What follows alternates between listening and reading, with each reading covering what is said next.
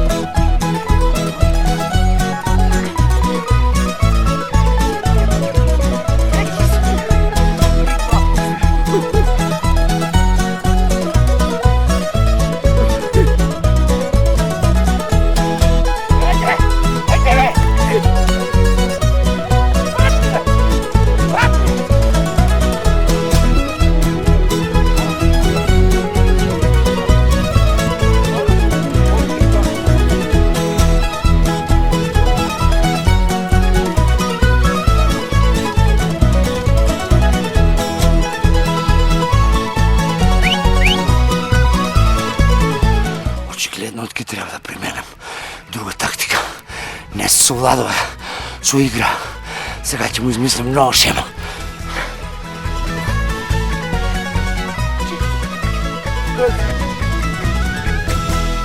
Значи новата тактика е нокаут.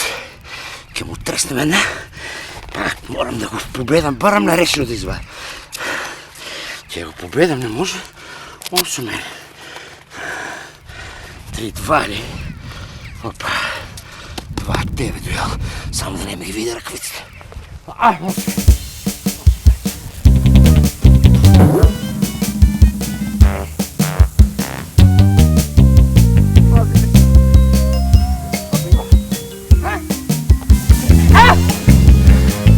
Не бива.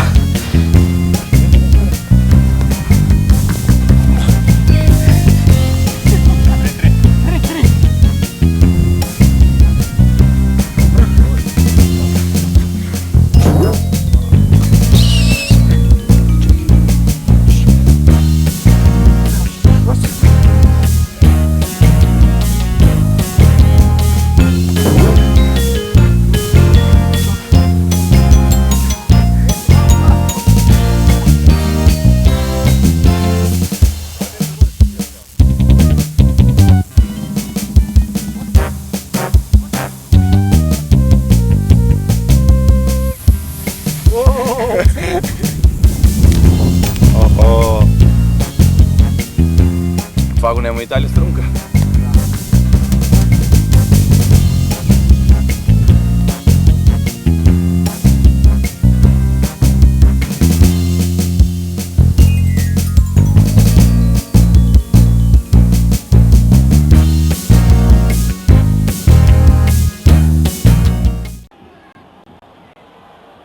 Sinistro dell'area di rigore, il cross al centro, arriva Pandev,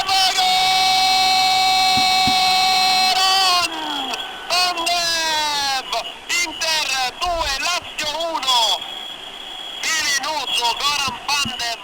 Se poi prova a superare un giocatore, è un gladiatore Mudingai, va sul fondo, il cross al centro per Pandev, gol! Goran! Goran! Pandev! Goran!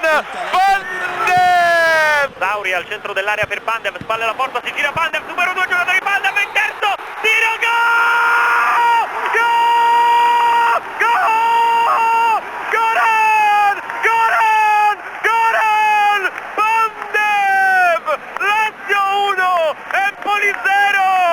сега ќе ти пуштаме нешто да видиш од твоите училишта, а?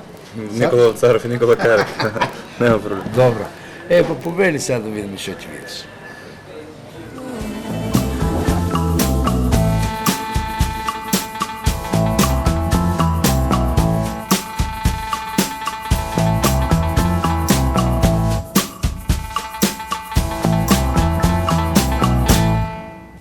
Драги пријатели, гледачи на емисијата ТВ Дуел Нај-Нај со Бранко Бенинов, значи денес сме на гости кај учителката Фруна Тодорова, која е учителка на Горан Пандев и верувајте ми, сега тоа што ќе ни го каже ќе биде големо изненадување за сите вас. Би ја прашале што ќе ни каже за самото детство на Горан Пандев. Па во далечната 90-91 година за прв пат го сретнав денешниот познат спортист Горан Пандев како мало прводеленче кој се водеше за раката на неговата мајка.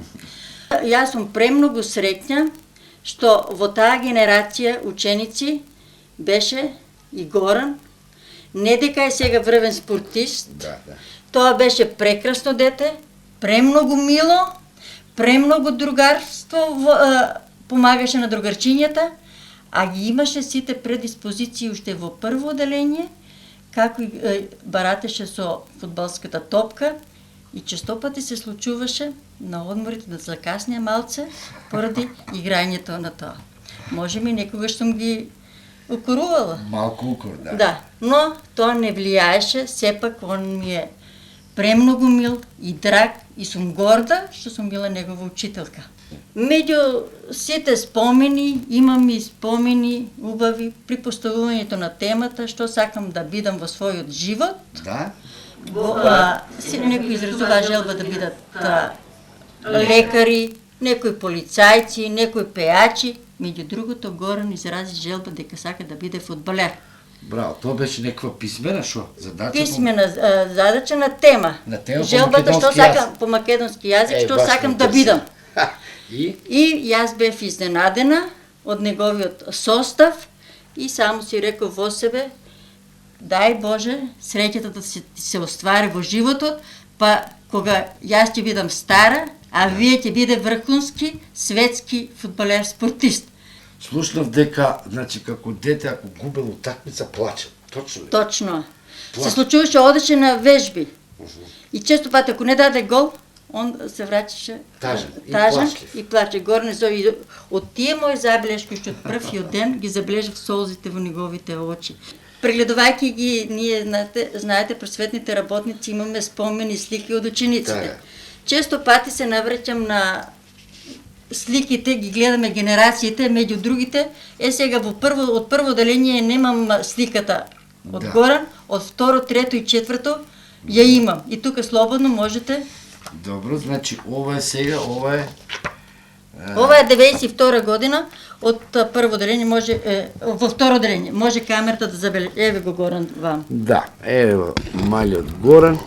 А во сега тесно е врхунски спортист. Да. Ја представува Македонија. Славичко, жуглево, ама покрај девојче. Значи, имал некои љубовни... Предиспозиции. Да, љубовни некои... Па сега симпатиите детски се остваруваат. Така. Добро. Ова е тука во трето оделение, еве го тука. Клекнам. Во трето деление, тука у средината? Ова е? Да. И ова е тука во четврто, еве. Веќе во четврто Младо се сеќа- момче. Да. се Симпатично, кај кој се стварат првите симпатии. Желба моја кади да оде, секој ќе представа Република Македонија и својот роден град Струмица.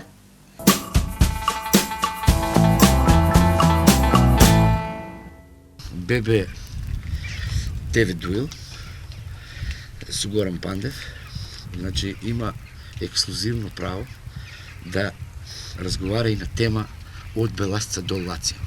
Пандев е со нас и многу ми е драго да каже приказната како од едно дете во Беласица стигна до, значи, преку Виареджио, турнирот, преку Интер до Лацио. Први почнав да се занимавам на 10 годишна возраст со фудбалот. првите чекори сигурно ги направив овде на градски стадион во Струмица. Во моите и уште умилна екипа Беласица. Сигурно дека патот до Лацио не беше лесен. Почнавме прво во пионерската, кадетската и младинската школа на Белацио, освоивме неколку трофии.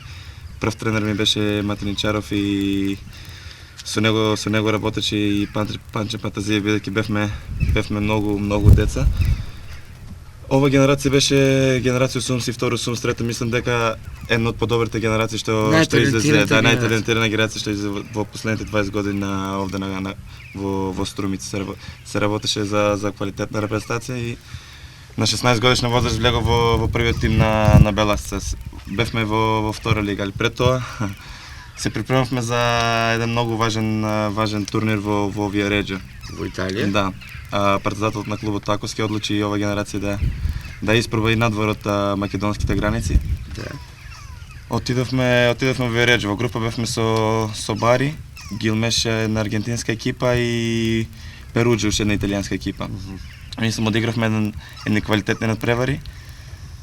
Постигнав два гола против Бари и еден против Перуџа. Одигравме одлично, немавме среќа да се пласираме во осмина финали, бидејќи загубивме во 90-та минута од аргентинската екипа Гилмеш со 4-3.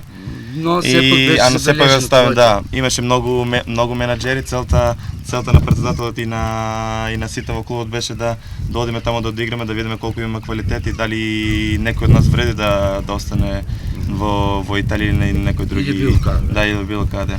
Се вративме, одиграв една сезона во Беласица во втора лига, одигравме одлично, влеговме во прва лига, али заинтересираноста на Интер, големите клубови, на некои клубови, Интер и некои други клубови беше голема и председател одлучи јас и Стојков да заминеме во Интер. Какво беше чувството на Горан Пандев, веројатно и на Аце Стојков, кога отеднаш се најдовте, значи во една таква голема средина, дека што е конкуренцијата голема, школа голема, Интер се знае, светска екипа.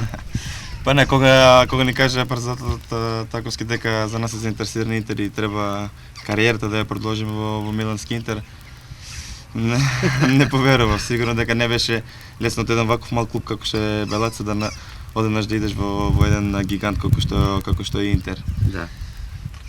И таму како беше приемот? Таму беше се на највисоко ниво. Отидовме, подпишавме 5-годишен договор. Да. Отидовме на треника на комплексот Апијано Джентиле. На еден терен тренира првата екипа кој само што го купи еден од најдобрите играчи на светот, Роналдо. Значи ја се гледавме и не верувавме дека гледаме Роналдо, да. И трениравме со младинската екипа, али имавме и некои пријателски утакмици кои игравме за првата екипа. Да? Секој четврток имавме пријателски утакмици, па некој од нас од 4-5 младинци заминува со првата екипа на пријателски надпревари. Сигурно чувството беше супер. Ова сезона со младинците го освоивме скудетото и освоивме важен турнир кој што беше Виареџо. Претходната година со Белаца испаднавме во првиот круг.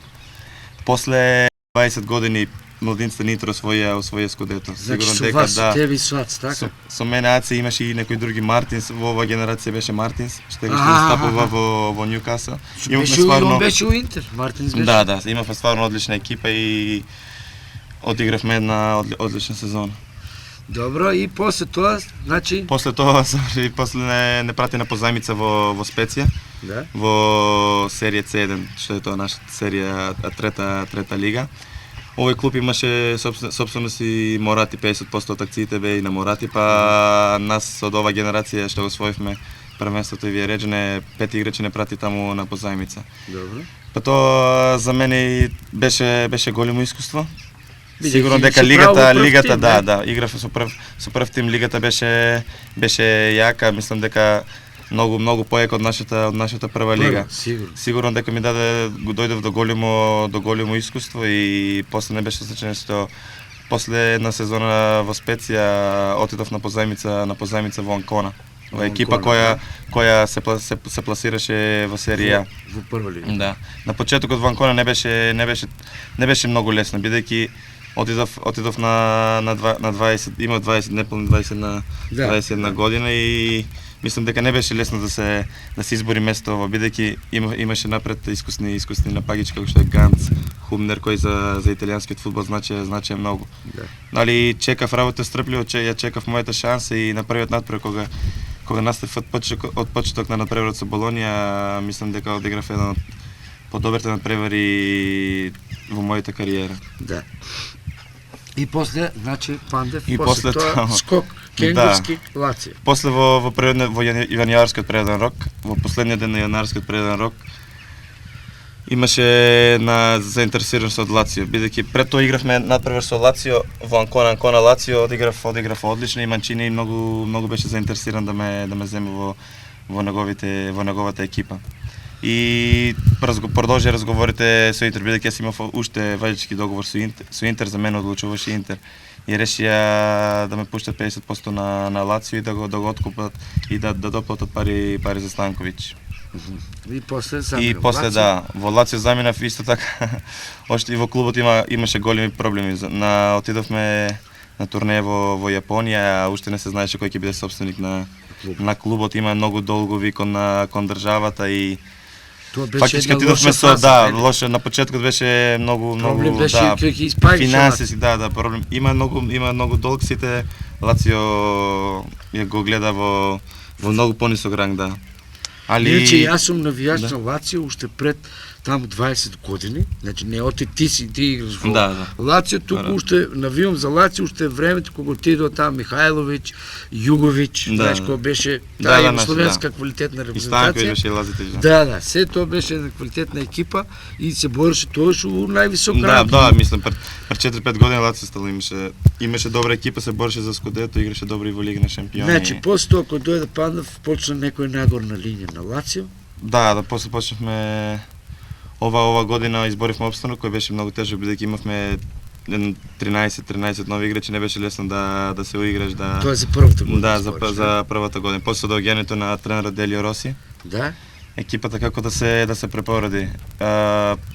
Ангажиравме неколку искусни млади играчи и мислам со Макатрот на работа кој е тренер кој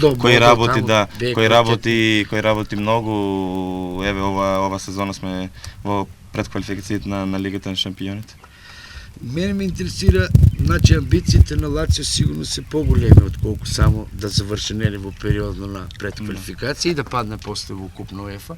Сигурно сум дека имате амбиција да одите и точно во Лига на шампионите. Јас има екипа Лацио, имаше една серија од 13 утакмици непоразено, така? 16 утакмици, имавме 9 победи и 5 или 6 нерешени резултати. Да, тоа е голем успех. Да.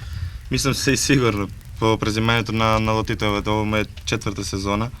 Што е во Лацио, мислам дека клубот има многу напредок, бидејќи се наоѓаше во многу тешка ситуација, сега дојде ред да поново да се бори за групите во Лига на шампионите, кој е многу успех. Знаеме и се смени многу играчи, а имаме млада и мислам дека перспективна екипа и мислам да. Имаме Роси, имаме Берами, Маури, има стварно одлична екипа, имаме млада. Кои играчи кои сакат да се докажат, кои сега како и јас што ќе ми прв пат играм во Лигата на шампионите, сигурно дека за мене тоа е едно за секој фудбалер голем предизвик да настапа во Лигата на шампионите. Сигурно дека мораме да искористиме шансите и мислам дека ќе се пласираме во групите на Лигата на шампионите. Браво, и јас ви посакувам таков успех.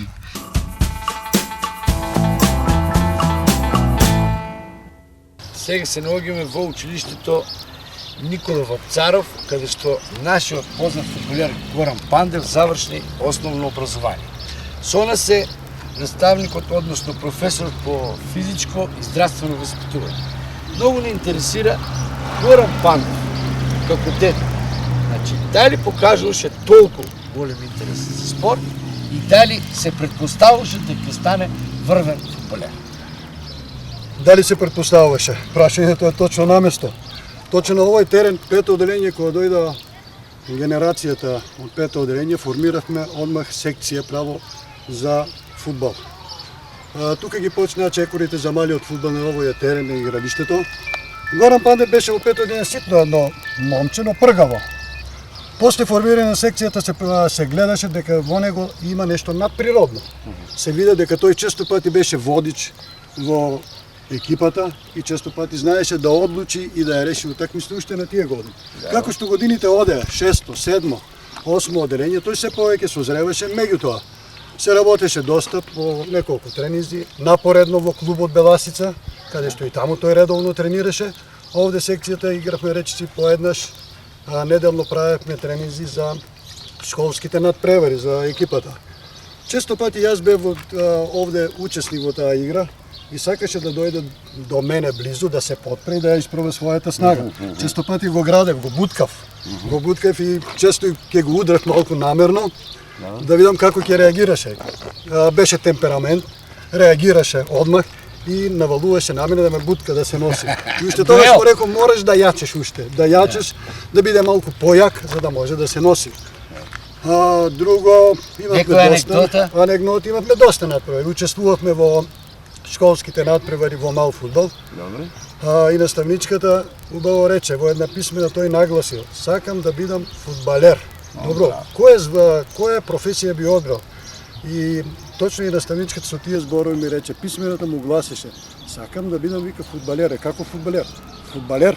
Што се однесува емотивно, дали, например, кога, например, изгубил такмица, неговото однесување како? Беше многу емотивен, уште тогаш се гледаше дека е жар, дека не може пораз да поднесе. На еден надпревар кај што требаше да се квалификуваме за зонски надпревари, во садата Парк се играше, тоа беше завршница за републички надпревари, каде што не успеавме. Не успеавме затоа што игравме, мислам, нерешено и дојдовме до изведување на пенали. Тога се изведува пенали, дојде во една ситуација кога тој го шутираше пенало и го промаши. Тој сигурно ќе се сети на тој момент. После промашувањето фактички ние го изгубивме надпреварот и неговото однесување и почна да плаче. Што мислиш ти, дали има шанси македонски фудбал да стане квалитетен? Мислам дека не е толку лош, говорејќи нели одредени играчи кои играат на сите светски лиги, односно повеќе европски, ама самата македонска лига. За македонски фудбал мислам дека сигурно да имаме квалитетна репрезентација, треба да имаме и квалитетна лига, квалитетно првенство. Мислам дека најголем проблем е нашата македонска лига. Како што речете, не станува збор значи за играчите. Играчите имаме квалитет. Па не, мислам дека овде во Македонија и општо на Балканот потегнуваат таленти, многу квалитетни таленти, али после кога треба да дојдат да напредуваат, да работат и да играат во првата екипа, овде е нашиот проблем, бидејќи како што напомена ти, идеш на еден надпревар да ти каже дека треба да пушиш, треба да изгубиш, мислам дека и на тебе нема да ти биде исто. А што се однесува до репрезентацијата? Дали според тебе што е проблемот? Значи имаме квалитет, имаме како репрезентација квалитет. Имаме квалитет, стално сме 4-5. Да, имаме добар стручњак, катанец не е лош стручњак.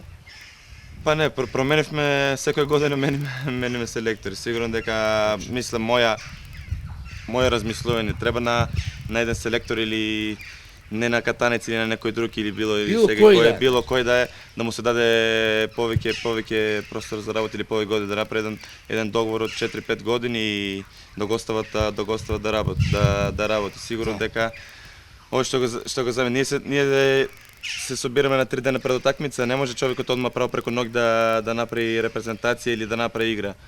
Треба да му дадеме повеќе време и мислам дека катанец е еден одличен тренер, али наш проблем е сигурно и нашиот менталитет, како што се види на преврто и со Англија и со Хрватска, со вакви. Наш проблем е играњето со Андора, со Естонија. Наш проблем е играњето со Андора, може да кикснеме со Андора, али со Англија и со Хрватска ќе изиграме феноменално. Мислам, треба менталитетот да не биде ист кога играме и со Англија и со Андора, бидејќи 3 бода се и со Англија, 3 бода се и со Андора. Бодови се бодови и мислам дека тоа е менталитетот, треба да го смениме. Имаме играчи кои сите настапуваме веќе во добри европски лиги и јаки лиги. Имаме 3-4 играчи во Бундеслига. Ја играм во италијанска, имаме во Австрија, играм во Турција, во лиги кои се квалитетни и хрватската и кои имат добри тренажни процеси, али Едноставно кога играм овде за репрезентација, не мислам да ја личното не сум задоволен и од залагање и од се. Значи, треба да се менува менталитетот, ти го спомна тоа. Што значи тоа? Например, јас се сеќавам на утакмицата помеѓу Хрватска и Македонија. Значи, првото полувреме го изиграјахме брилјантно. Брилјантно, буквално. И јас мислев дека второ полувреме ќе ги согазаме. Арно, ама. Само што почне второ полувреме, сите тие реакции, посебно на тренерот Билич, како се викаше, и на другите играчи, значи Срна не направи елени, значи смешни не направи, но нивните реакции и цело време ги дава укада, нели? Му гледаш крв во очи. Дали имаше пцовки, дали имаше, значи реакции на вас. Да кажем искрено, тоа е дел од фудбалот. Они отидо на психологски притисок. Они направи притисок пред 1 месец пред утакмицата дека има страх од Македонија, дека нема да биде лесно надпреварот против нас и после едно одлично прво полувреме одиграно и они отидо на ова карта да провоцираат, да викат цигани македонски и некои други работи. Мислам дека тоа е составен дел од играта, али психолошки да не подлегнеш. Не требаше да подлегнат, дека тоа требаше уште повеќе да не мотивира и да ја дадеме уште еден гол. Мислам да ја дадовме уште еден гол дека ќе беше крај, али примивме ова гол без везе, слободни удар. Првиот гол, да. Али да ти кажам најискрено кога влегнавме во собикуваната после прво повреме, едноставно не верувавме дека водиме со 1-0 овде на Максимир. Тоа е како што напоменав и пред тоа, дека таков е нашиот менталитет, дека не веруваме во себе, дека можеме да ги добиеме Хрватска во Загреб. Значи, беа поупорни, беа поупорни нас и Јас мислам дека македончето има генетски код. Значи, ако ние сме некои потомци на Александар македонски, ќе се узреме ние, имаме некој код победнички дух и мислимо ти треба само малку. Мислимо ти финансиски треба малку поголемо внимание да се посвети на баш на репрезентацијата. Треба да се улага и не само во репрезентација, и во клубовите во Македонија сега. Да. Повеќе приватни клубови, како што е видам и работнички, еден од нашите сега најквалитетни клубови во нашата лига. Се работи професионално, али луѓето улагаат во клубот и мислам да има вакви, доста ни се за нас во ваква држава 10 вакви професионални клубови или кој има да бидат 5-6, али да бидат квалитет, да играат поштено и кој е добар, некој осви првенство.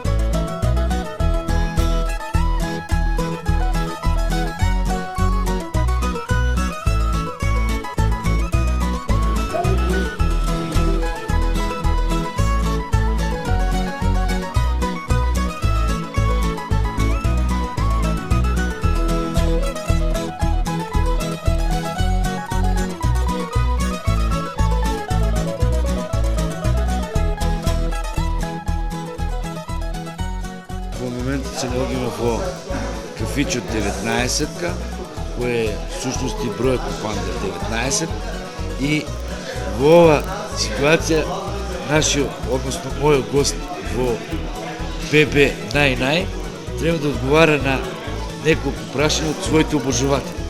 Меѓу кои после, значи, одиграната утакмица помеѓу мене и Пандев на стадионот, малку се осеќам изморени, но не е важно. Јас мислам оти добро му подпреху играта, но... Добар си. Со моите 50 години мислам да, добро. Одлично, не добро. Одлично. Значи, тие прашања се на твоите обожуватели, кои и текако се јаки фанови и навијачи на Лацио, а се навијачи на Лацио заради Пандев, нормално. Меѓу повеќето од прашањата јас избрах негде околу 10 и многу им е важно на твоите обожуватели, кој например, вика, кој е главниот идол на Пандев како мал? Значи, кој бил играчот кој го провоцира најмногу, кога бил мал? Па видите, уште мал навивав за Милан, сигурно дека мој идол беше Савичевиќ. Се работеше за еден квалитетен, еден од најквалитетните играчи на светот и мој идол беше Савичевиќ. Браво, значи у секој случај добар избор, затоа што Савичевиќ у свое време беше еден од најголемите фудбалери у светот, така да. Да, беше технички, физички, стварно добро. Најсно. Значи, публиката ја интересира дали Горан Пандев обожава, значи, компјутерски игри и дали посветува внимание на таа забава. Па видите, нема многу време за компјутерски игри, сигурно кога сме во карантини се бавиме со компјутери. Сигурно дека имам повеќе игри и добро, да, важно ги, да ги обожавам. Тоа е една врста на разонода и релаксација. Има и неколку незгодни прашања, но јас верувам оти Горан Пандев ќе успее да одговори. Например, вика дали би снимил филм во кој треба да одигра една љубовна сцена, Па видите, не е мала работа да се сними филм. Сигурно дека и моја желба да снимам филм, па не знам кој улога ќе ми припадне. Значи немаш намера да ја одбиеш, браво.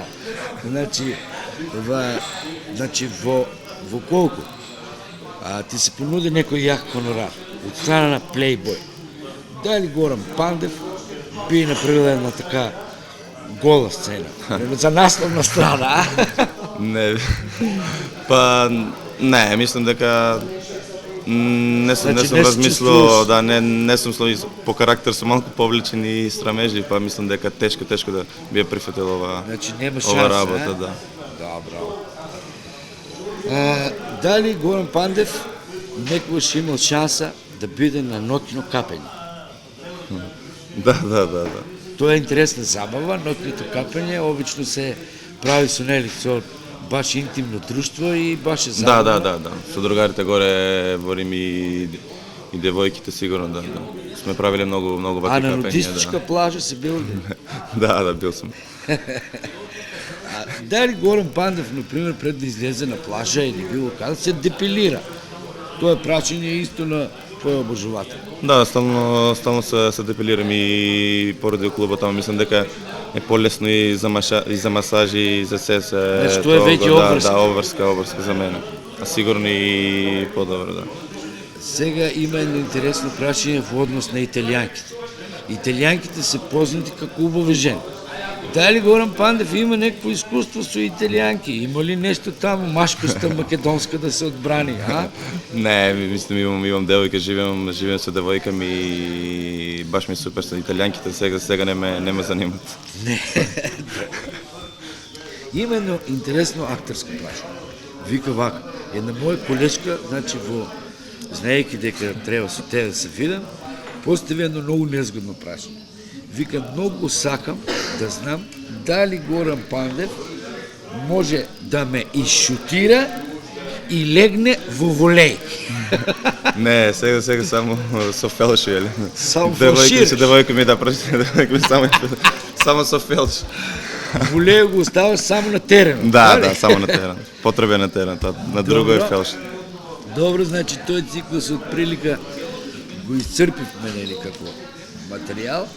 Иако 19-ката го сметам како еден од најексклузивните кафичи, дали ти се осеќаш среќен, например, што го имаш овој објект, и дали се осеќаш пријатно кога имаш тука, кога си околу твоите другари со... Да, па сигурно, мислам дека има малку прилика имам да се враќам дома. Сигурно кога ќе се вратам овде да имаш еден кафич, мислам дека е супер и така се чувствам дома, супер дека се видам со сите со пријатели и мислам дека е добро, супер.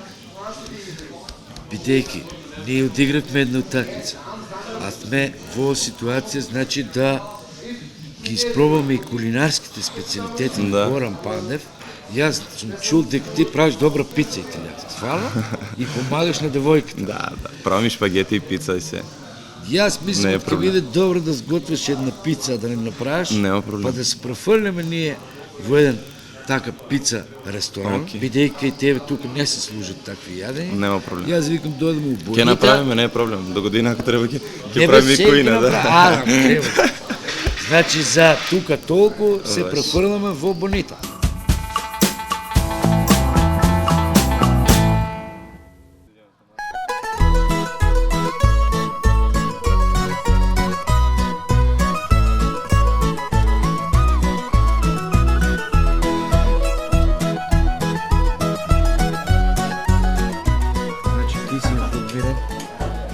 трябва да има доста македонци. Да.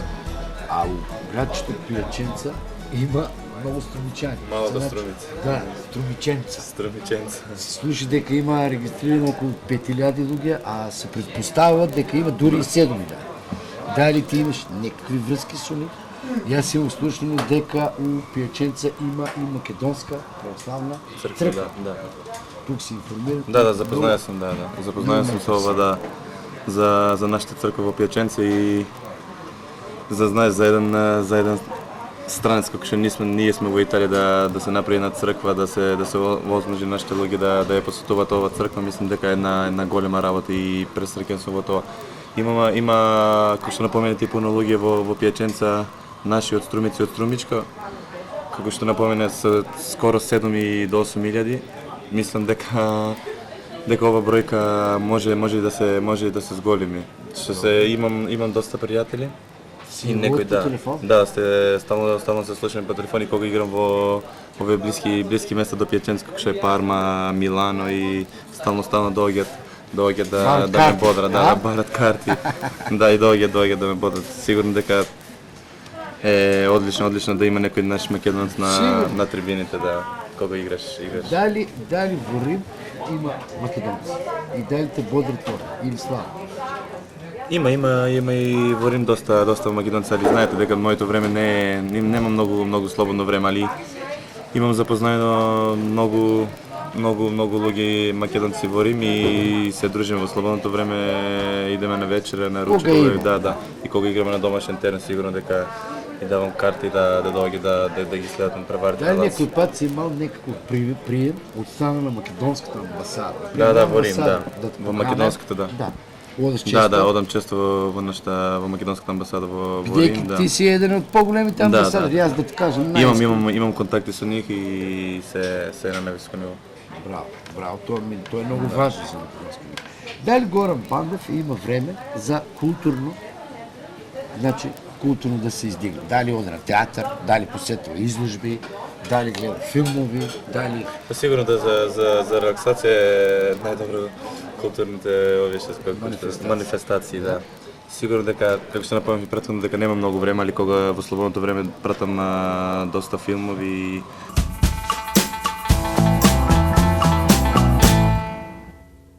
И драги мои, се наоѓаме на еден терен кој не личи сега на фудбалски терен, но во таму далеката 90 и не знам која 95-6 година, Горан Пандев со Горан Пандевски и Борче Димитриев, иако се возрастни некаде околу 10 години поголеми од Горан Пандев, играле нон-стоп, бидејќи тоа е во квартот на Горан Пандев кај што живее.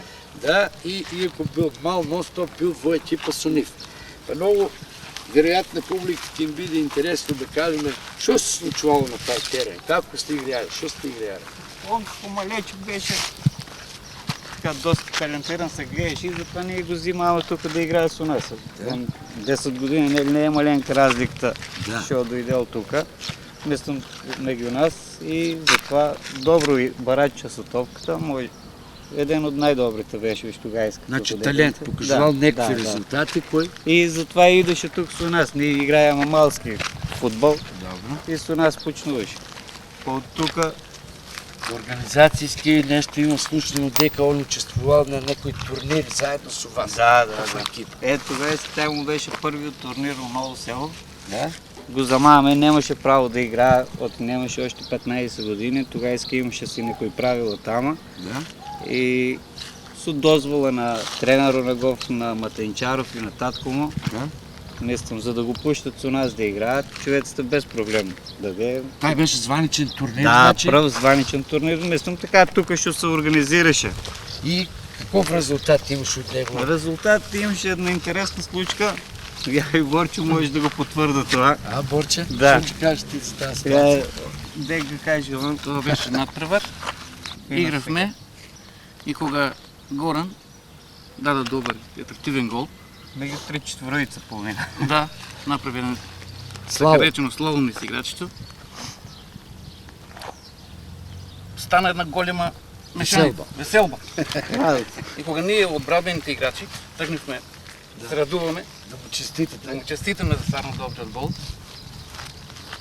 Он От възбуд. од возбуда, И емоция, од голема радост, тргна на кај мене, да се радуваме и при самиот допир еден со друг, кога скокна, едва го задржав на крај.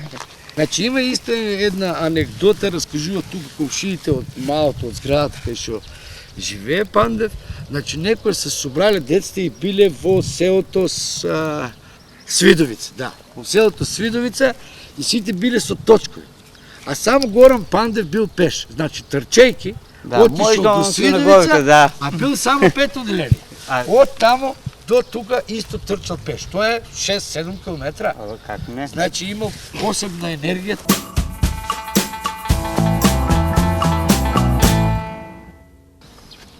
Значи на истиот терен кој нели кажахме дека уствари не личи баш на терен, најдехме двајца близнаци кои се викат Благој, Блаже и Васил.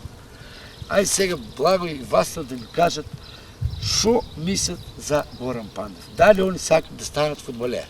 Да, Ти сакаш да станеш фудбалер и да бидеш како кој? како Горан Пандев. Како Горан Пандев, да даваш голове на кој? На Милан. О, адрес имаш од кој? Од Манчестер? А? Да. А ти за Манчестер ли сакаш да играш?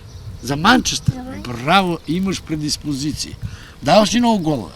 Да, Браво. Васил, ти што ќе кажеш? Васил има дрес од Челси. Значи ти сакаш да играш за Челси, Васил? И сакаш да бидеш играч како? Кој? като Горан Пандев. Како Горан Пандев. Браво, и ќе даваш голове. А? Значи, сега ние ако го сретнеме Горан Пандев и ако му потераме на топка да ни даде, што мислите, дай ли ќе ни даде? Ќе ни даде, не ли? Да. Он е од нашето малото.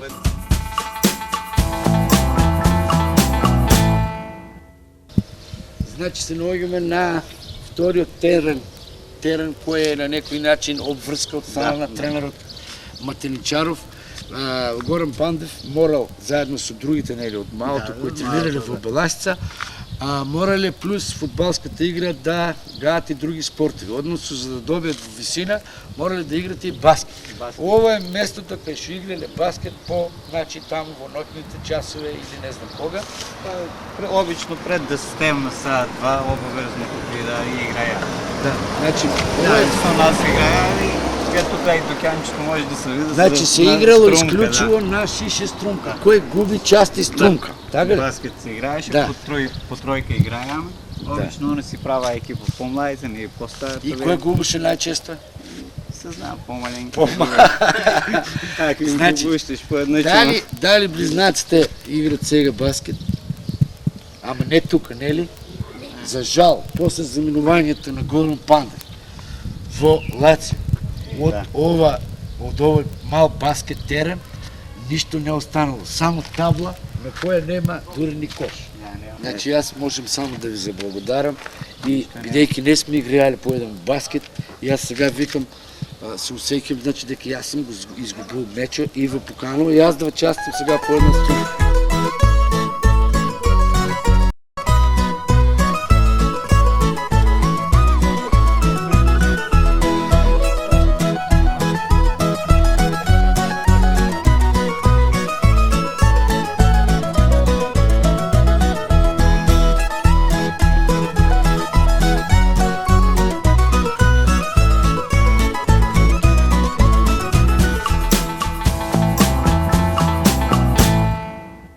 Епа, млад господине фудбалер, бидејќи резултатот на стадионот беше значи 3-3 нерешено, со помош на некои по-други средства кои ги употребих јас, да успеем некој за да дојдеме до нерешено. Иначе имах желба да те победам, најискрено.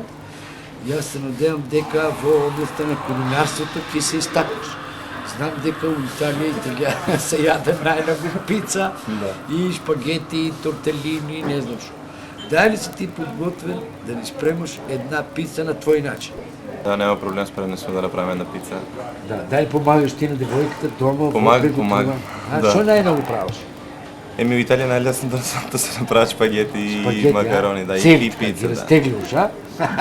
Какви сакаш, помодоро, бели, вакви ще са? Опа, аз не ги разбирам. Ти, ама Да. за пица много са ме Кога рекли. дойдеш в Италия, няма проблем, ќе ти направам.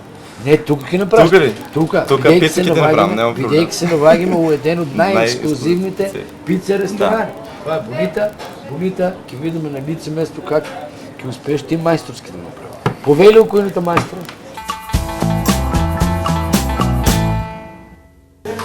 Ето го, кујната. Значи, имаме право и престилка. Да те украсаме италиански, пица майстор Горан Пандев. Значи Италия, цела Италия ке тере таков майстор за да... Сега ќе видиме шо...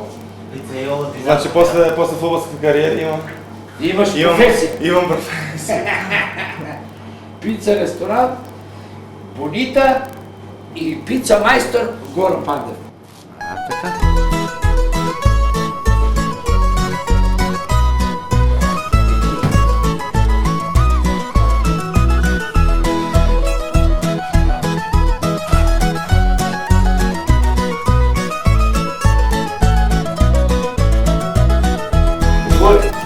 Кетчъп поставихме. Кетчупа го ставиме, сега Това защо кашкавал, трябва? малко кашкавал. Я не става малко кашкавал.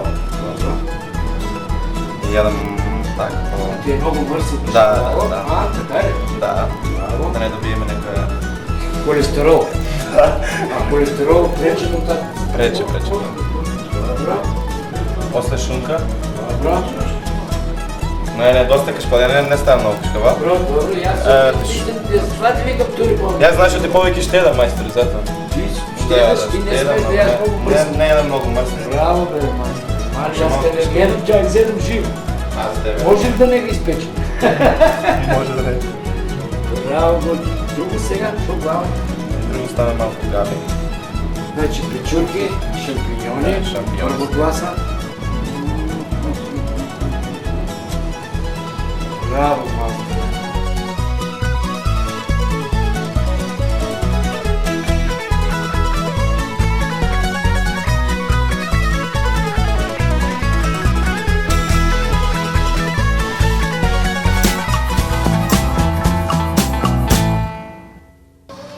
Значи се подготвяме за специалитета на Горан Пандев. Значи пица ала Пандев. Ало, аз кога го гледам, мислим от ке падна му месец. Не знам, трябва първо да го пробваш, майстор. Кой пробваме отма? Да, имам веке... Осет. Готов съм, я готово. Слинам. Такачка. Верувам от ела. Що кажеш, майстор? Има посебен италиански шмек с стумички вкус. Значи после нерешен резултат. 3-3 от така. Сега, значи от тази ситуация и аз го губам меч. 4-3 за мене. Имам това 3 Не предности. 4, това е веке 7. И 3 Трябва да и предност, 3 предност. и 3 за пицата. Тройка ми даваш за пицата. Значи, не тройка, петка за пицата, ама Петка, 3 бода. 3 бода там. 3 бода. Значи аз признавам, Победа. хвала му на Горан и на отвоеното време, и на убав и специалитет. Ти посако много успех. Хвала. На спортски план, приватно, много здравия, среќа, любов. Значи ти са главните компоненти. Се надевам на добър трансфер Се надевам и ние. во идните, бидейки младостта. Да. Кај тебе.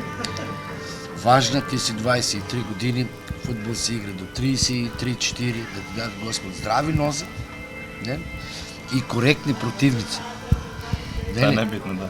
Коректни противници Да. да не одат остро. Значи бройката на голове да стане някъде там До 500 да. гола от твоята кариера. От не ли тая как 15 на сезона са доста. 15 на сезона са супер. Отлично, да. Отлично. Браво. Честита Ме благодарим и на вас. и много среќа.